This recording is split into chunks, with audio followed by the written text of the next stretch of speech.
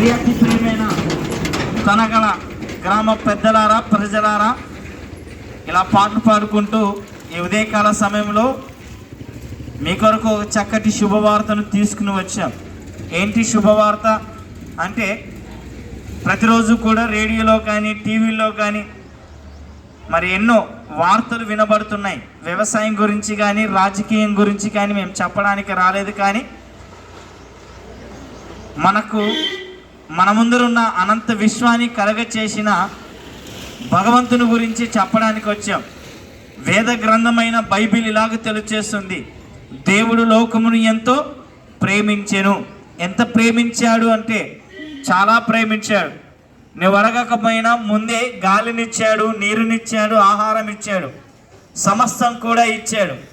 ఈ లోకంలో మనదంటూ ఏదైనా ఉందంటే అది ఈ లోకంలో లేదు, అంతా కూడా దేవునిదే.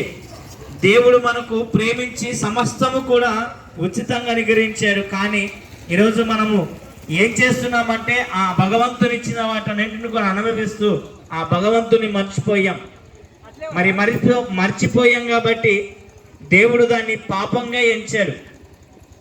ఏమండి, సహాయం చేసిన వారిని ఈరోజు చాలామంది మర్చిపోతున్నారు.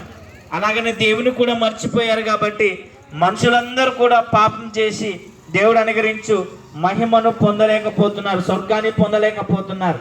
మరి ఎలా? ఇదిగో, స్వర్గం పొందాలని, మనిషి పాప విముక్తి జరగాలని 2000 సంవత్సరాల కిందట ఆ దేవుని కుమారుడు ప్రభు అయిన యేసుక్రీస్తు లోకానికి వచ్చి నీ కొరకు నా కొరకు మన పాపం నిమిత్తము కలవరిశిలో చనిపోయి సమాధి చేయబడి 3వ నాడు తిరిగి లేచి మృత్యుంజయుడై పాపం నుండి విముక్తిని చేశాడు. ఆయన ఈ లోకంలో బ్రతుకుతూ ఎన్నో చక్కటి మాటలు చెప్పాడు.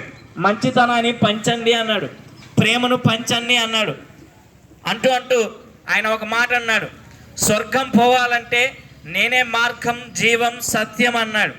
ఆయన చెప్పిన మాటలు పాటిస్తే ఇదిగో ఆత్మకు శాంతి కలుగుతుంది, హృదయంలో నెమ్మది కలుగుతుంది.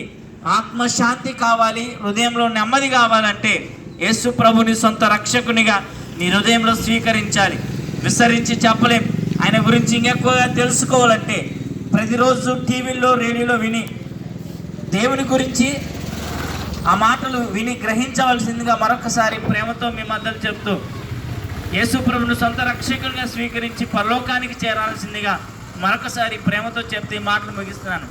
మిమ్మల్ని మీ కుటుంబాలను దేవుడు దీవించునుగాక. చిన్న ప్రార్థన చేసుకుందాం.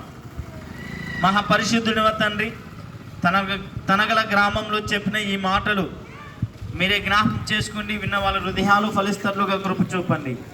గ్రామ పెద్దలను, చిన్నలను, ప్రతి ఒక్కరిని వారి అవసరాలు ఉన్న వారికి ఉన్న ఇబ్బందులను అన్నీ కూడా తీర్చమని వేడుకుంటూ ముందుకెళ్తుండగా మీ సహాయం మాకు అనుగ్రహించమని మా ప్రభువును లోకరక్షకుడైన యేసు క్రీస్తు నామమున ప్రార్థించి వేడుకుంటున్నాం తండ్రి. ఆమేన్.